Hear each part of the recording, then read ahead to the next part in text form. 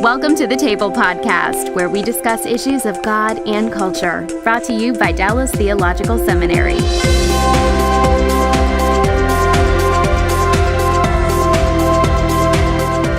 Welcome to the Table, where we discuss issues of God and culture. And today, our subject is global engagement. And what we've done is we've brought together three of our students here at Dallas Theological Seminary. They will represent three different continents. So you all have a big representation place here. And to discuss being a Christian in the United States and being a Christian outside the United States and what the similarities and differences are. And I will introduce each of the students. I'll let them give their full names, but I've got Shane here from Ireland and Mikel here from grew up in the Philippines, and then Cesar from Venezuela. And I will let you all give your names and where you're from, and then we'll start in. Great. Well, my name is Shane Angland from County Clare in Ireland, so I'm from the West Coast. Studying here at DTS, Th.M program. Beautiful part of the world. I took a trip out there with my brother, and we were in the Galway area, and it was just absolutely gorgeous. Great. So we love Ireland. Mikel? Yeah, I'm Mikel Del Rosario. I'm in the Th.M program. I was born in Evanston, Illinois, but I grew up in the Philippines, in Quezon City, from the time I was 3 years old up until I graduated from high school. Okay. And Cesar? My name is Cesar Restrepo. I'm from Caracas, Venezuela. I'm in my third year of the Th.M program at DTS. And you have a fine Texas accent. I just want you to know I'm catching that. So we don't have any gals here. We actually did ask for a female student, and we were unable to get a hold of her in time to bring her in. And I just mentioned that because you'll look at this table and you'll say, well, this is a global engagement discussion, and half the population isn't represented. And so we were attempting to do that, and I'm sure we'll do that in the future. But for now, this is our group. So as you can see, we have Europe represented, and then we have Asia represented, and Latin America, South America represented here. So let's start first a little bit with your story so people can get to know you. Shane, talk a little bit about your upbringing and how you came to know Christ. Sure. Well, as I said, I'm from County Clare in Ireland, so I grew up in a predominantly Roman Catholic part of the country. So my parents were born-again Christians, so that was something unusual for my community that I grew up in. So I was raised in that context. Going to school, my brother and I would have been the only non-Roman Catholics in our whole school, in our whole town.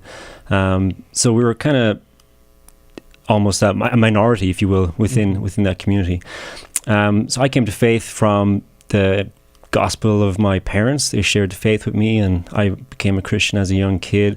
Grew up in our small church, which used to meet in a friends of ours, their living room in their home. Wow. That was the church, basically. Really small. Yeah, pretty small.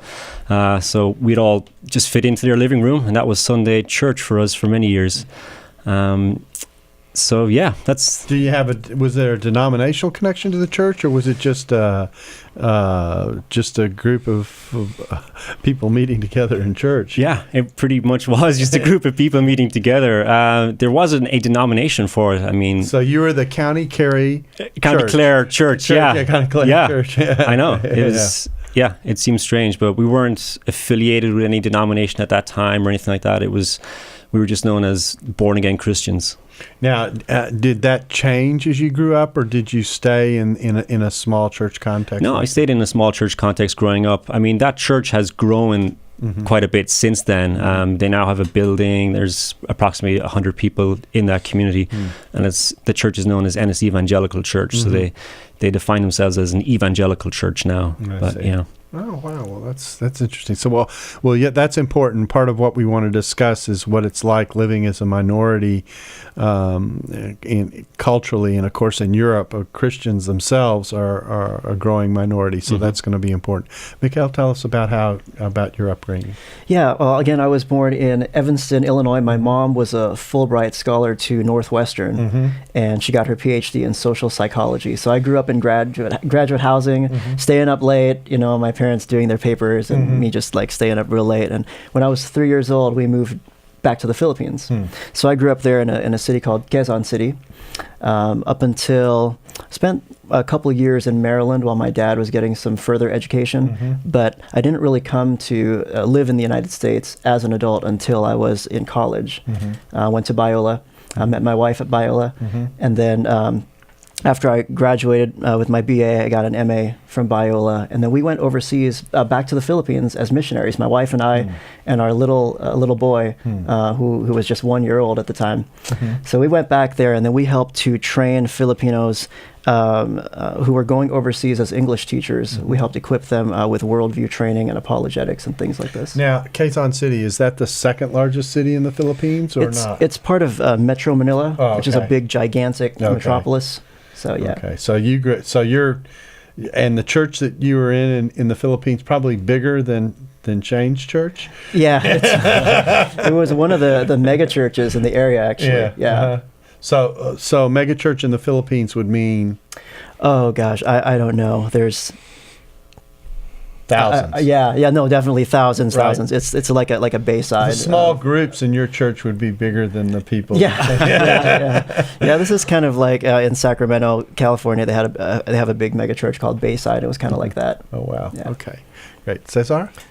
In Caracas, most people are Catholics. 90% of the people are Catholics. It's the dominant religion there. And I grew up in a Catholic family. And one day some kids preached to me, and I just got converted. I backslid for many years as I was going through medical school, and after many years I came back to faith, went back to a very small church founded by American missionaries. And then after that, I just got married with a nice Christian girl who's now my wife. And that's where I heard about DTS. And then I decided to come here. Okay. Now that you've anticipated my next question, which is good. So you came here, and you've been here, what, 3 years, 4 years now? Almost 3 years. Okay. Yes. And you grew up all of your life in Venezuela until you came here? Yes, I did my medical training in Venezuela, although I spent 2 years doing my fellowship in the U.S. Okay. In Massachusetts. So you had been here before? Yes. Okay. Okay, great. Well, that's good. So variety of experiences here. So how did you get to Dallas? It's an interesting one, I guess. I was sitting in a cafe on Hirshatik Street in Kiev, in Ukraine, and I was reading an article by this guy called Dan Wallace. I don't know if you've heard of him. Yeah.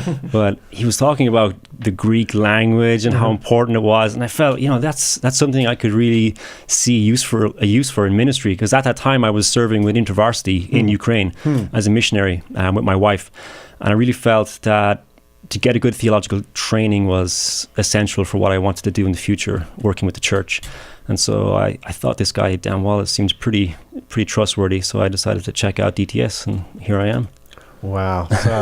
So a recruitment for all the way from Kiev. I don't know if I've heard a story like that before. That's interesting. And by Ireland, by way of Kiev to Dallas. We got to work on the geography of that or something. Mikel, how'd you get to Dallas? Well, actually, back in the Philippines, the megachurch that I was at, the pastor was a DTS guy. Yeah, Luis Pantoja was his name. And growing up, I heard lots of great things about DTS, even as a junior high schooler.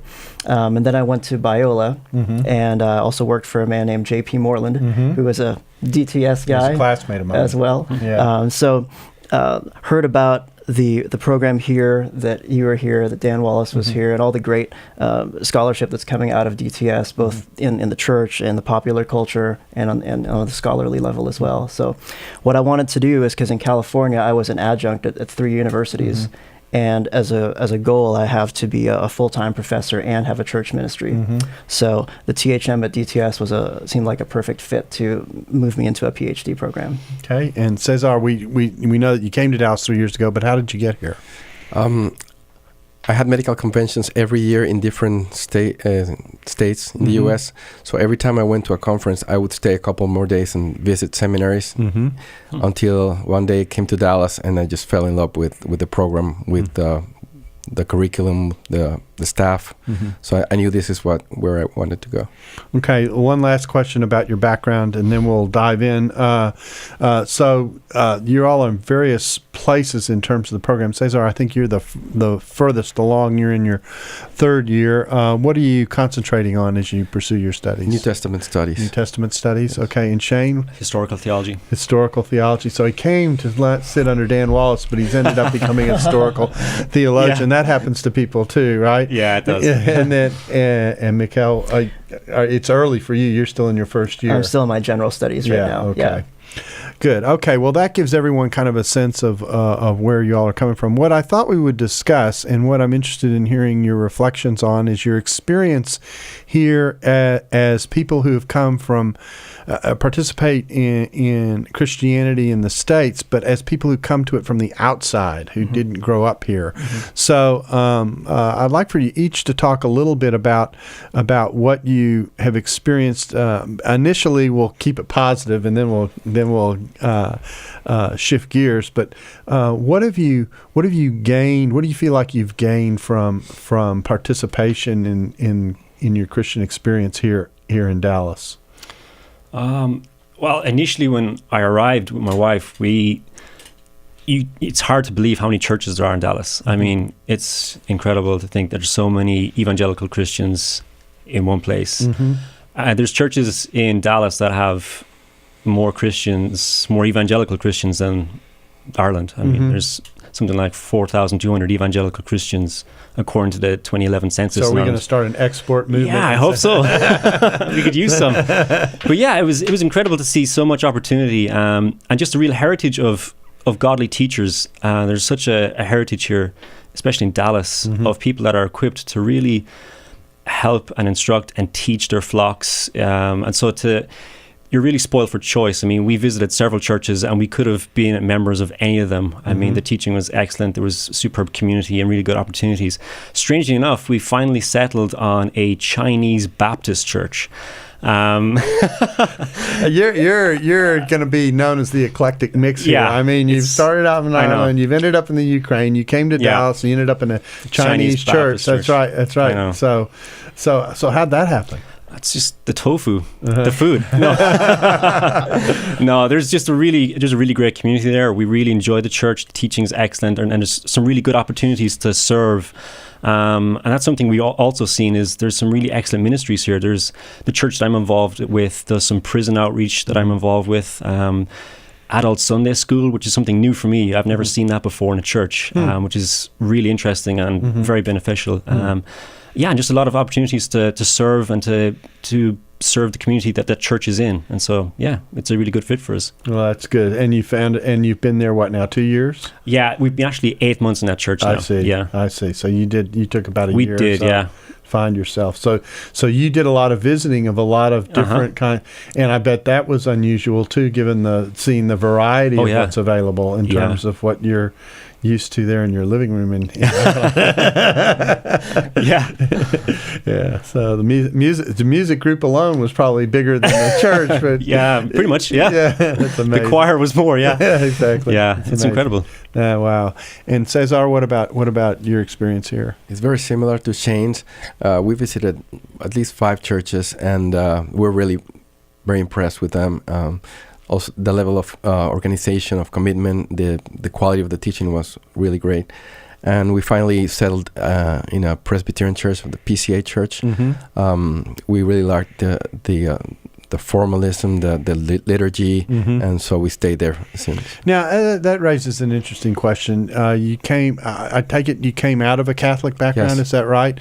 So is the landing in a church that has a little more liturgy just kind of a connection back to those roots to a certain degree, and an appreciation of that? Because people in my country that are out of the Catholic background, they go to the other extreme, and their churches are very...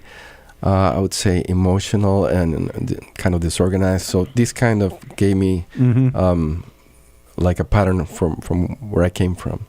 Interesting. That's fascinating. Which church is it? Just curious. It's Park City's Presbyterian Church. Okay, yes. Sure. Yeah, fine church. Yeah.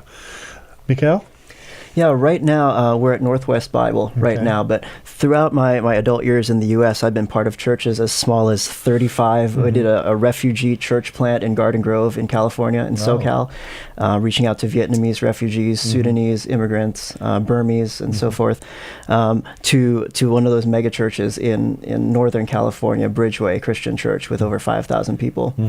And I think for me, a couple of the things that I noticed right away was, one, in the Philippines, there's a strong acceptance of kind of a hierarchy where you have the priest or the pastor up investments or obviously in a place of power, and then the laity having a strong distinction between the two. Versus in the United States, oftentimes from a 35-person church to a 5,000-person church, you have first name basis with pastors and genes, and kind of downplaying the distinction between the laity and the leadership. And another thing I noticed is just most compared to overseas, we have everything we need here in the United States. If we need something, we can buy it. I mean, even a small 35-person church can get the resources that they need, versus lots of small churches in the Philippines that might not even have a church with 4 walls on it. Now, and just let me know, I've never been to the Philippines. I know a lot of people speak English, but is the main language English on the island, or are there a variety of languages? There are a whole bunch of different languages. Tagalog or Filipino is the national language. Many people in the city do speak some English. Many of them speak English well, but English is a language that you can speak around the country because of the colonial past. One thing that the United States did for the Philippines is train people in English so that there could be a unifying language. When I was a missionary back there, I went to a small little place called Tagbilaran. It's a tiny little island. You take a boat out to it. And I found all the cassette tapes in the entire world. I found out where they ended up in this little CD store. There's like CDs for like 2 feet, and then there's just like a bunch of cassette tapes. While we were there, I was speaking with this guy, and he spoke Cebuano, which is another dialect. And I was speaking Tagalog to him, a Filipino language, and we were having a little language barrier, and I was like, "Are you more comfortable in English?" And he said, "Yes." I said, "Well then, we'll just speak English, why don't we?" So English is a unifying language that now the churches that you attended, what would their language have been, the Filipino language, or would they have been in English? They have services in both. So most of the services would be in English, and then maybe 1 or 2 services in Filipino or Tagalog. Okay. So that's quite a variety, well, you've observed sort of what you've seen, the absence of a hierarchy and the availability of resources, and of course there's such a variety of resources as well.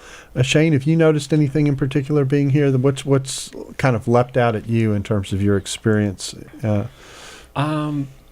Well, there are a few minor things that are different to what I'm used to. One is that the churches that I've been to generally didn't celebrate the Lord's table or the Eucharist weekly. It was usually a monthly thing, and that seems to be quite common in churches in the South here in Texas. Back home, it was definitely a weekly thing. We would always celebrate the Lord's table together. So that was one thing I kind of was trying to figure out. Now, is that because your family has, in the States, if that were to happen, we would often associate that with a church that having almost brethren kinds of roots or something like that. Yeah, it's really interesting, because that is a strong influence on the evangelical church in the western part of the country, is the Brethren Church. Yeah. And so is that one of the reasons why the Eucharist is celebrated weekly? Yeah, I'm actually at a church here in the States that does that as well, but you're right, it's the exception rather than the rule. It does seem to be, yeah. And that's, it probably is the Brethren influence on the church in the west of Ireland, certainly. Interesting. So, and so how did you find that? I mean, when you're used to usually when there are traditions that celebrate the Lord's table on a regular basis, and at least in the Protestant tradition, then the service is almost built around the observance of the communion in one way or another. And when you don't have that as a part of the service, it's like, what happened? Yeah. Is that the feel? It is, in a sense, yeah. I miss it. I do. It just seems odd that it's not part of the daily or the weekly liturgical cycle, or however you want to put it, the service. It does seem odd that it's not part of it. Interesting. But we've seen that in several churches here. So that was just an observation. Yeah. Anything else that strikes you about what you've experienced here? It's just a whole different culture. It really is. Well, we'll go to that list later. Okay, well, I'll come back to that because that's actually what we want to eventually focus on. Yeah. Cesar, what did you find in your experience that's different from what you're used to in Latin America? First, the level of education of the lay people here is very high. Even lay people here could have more theological training than some pastors down in Venezuela. And also the fact that the pastors are all paid. In my country, they would mostly be bivocational. Oh, really? Yes, yes. So the difference on that is that the pastors there will be preparing the sermon on Saturday night. And can you tell? Yes. So the quality is not so good as it is here. Interesting. Okay, well, that's kind of what you've spotted. What do you feel like you have learned from being here? Let's keep on that for a second. What have you learned from your experience here versus the experience that you had overseas? And I'm going to do this in a different order this time. Cesar, I'll start with you. Learning in seminary? Yeah, learning in your church experience, in your Christian experience here, if there's anything that's... Yeah, sure. First, the level of commitment of Christians here it's very high. People are very committed to their churches. They tithe, something that we don't do over there very much. They're committed to teaching the small groups in the church, going to meetings. They have small groups during the week. So they're very integrated with their churches here. So I'm very impressed with that. Mikel? One thing that I found in the United States is that we have a strong emphasis, and perhaps it's because of the culture that we live in today, but a strong emphasis on objective truth. That the Christian claim is that Christianity is true, and not just in a personalized, internal, feely kind of way. In the Philippines, it's a Catholic culture, so there's a kind of a cultural Roman Catholic tradition that's undergirded really by animism. So you have Roman Catholic icons, Christian traditions, and yet you have this different worldview underneath. And so many people will say all the right things, but not really believe that they're objectively true. Here, part of one of the main turning points in my life was when I made a recommitment to the Lord when I was in college at Biola. And it was really hammered home to me that if this is really true, if Jesus really rose from the dead in time and space, and there's no such thing as religious truth and regular everyday truth, then this has to affect my whole life. So that's one good thing that I've found here, because in the Philippines there's a lot less of that emphasis on proclamation of objective truth. Shane? Yeah, I just see that there is a lot of really good things in place to equip the church members. I think that's something that the Irish Evangelical Church can really learn from what's here in the States. Things like adult Sunday school, I never knew such a thing existed. I mean, Sunday school was kind of just to take care of kids when I grew up. But I'm really seeing the value of it to really try to build up and equip the congregation as a whole to become more theologically minded, to become more confident in thinking and expressing themselves as Christians. I just really see the value of that, and as something that I've really benefited from here. Okay, now we're going to shift gears, and I'm going to go to really what I'm hoping will be our main topic, which is what do you think we could learn from the Christian culture that you come out of?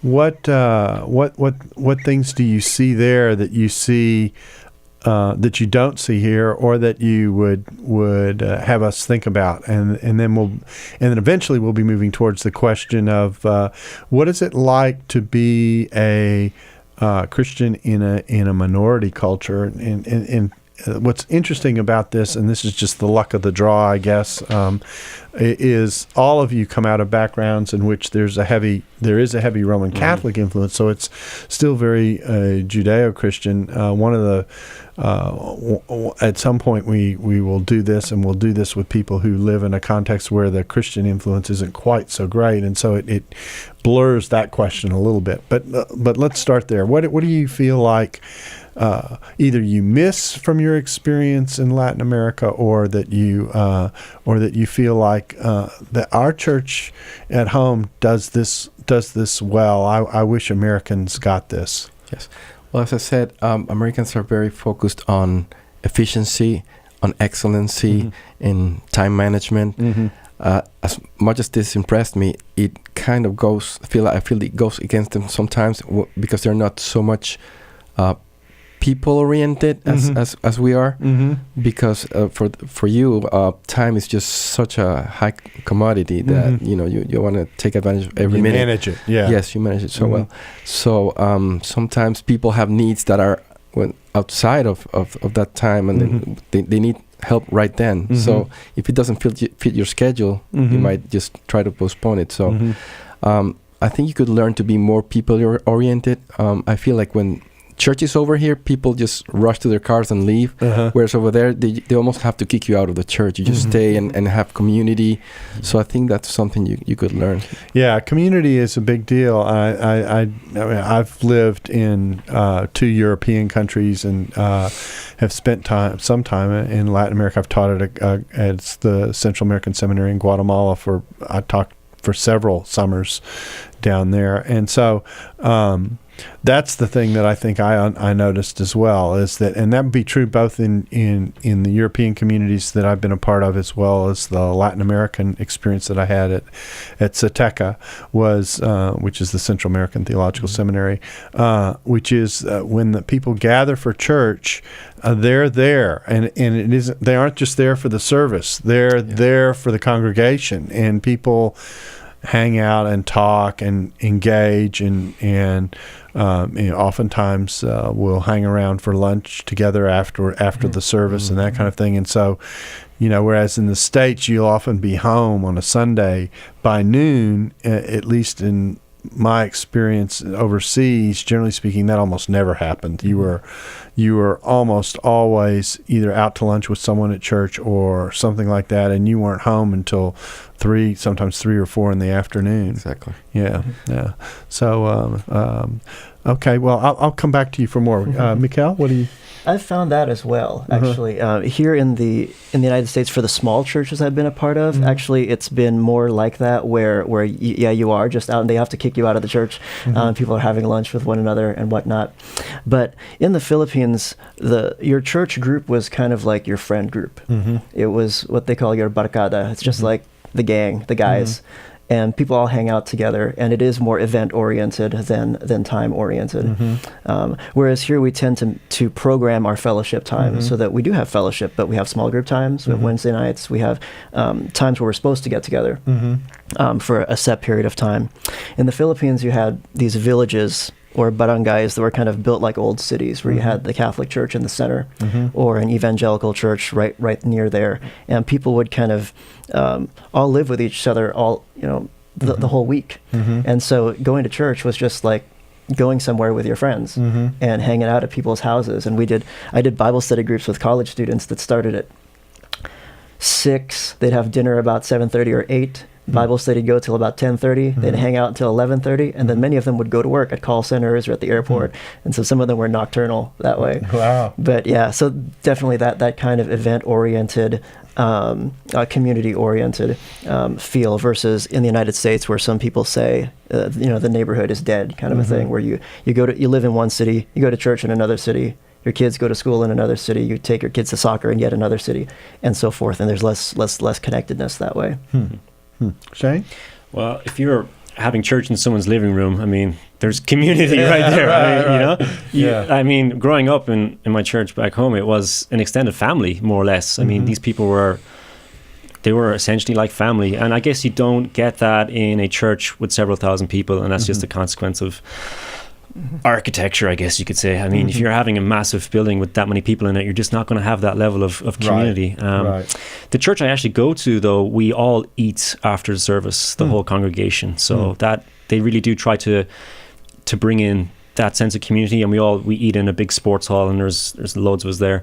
But one thing I guess I've seen, and this is not so much a critique of the churches that I've been to or attended, but more from talking to American Christians in Dallas, is that there is, it seems to be a lot of nominalism within evangelicalism. And it becomes, because evangelicalism is so much ingrained in Texas culture, that it almost becomes a required or an expected thing for you and your family to be somewhat, attending church at least on Sunday. Yeah, I think that may be more unique to Texas and to certain parts of the South, and that's a particular characteristic of American Christianity, because the Christian culture is so prevalent that it's possible, in fact, quite possible to be a member of a church and to connect to it almost for social reasons as opposed to substantive reasons, and that is something that you have. But if you live in the Northeast or you live in the Northwest of the United States, where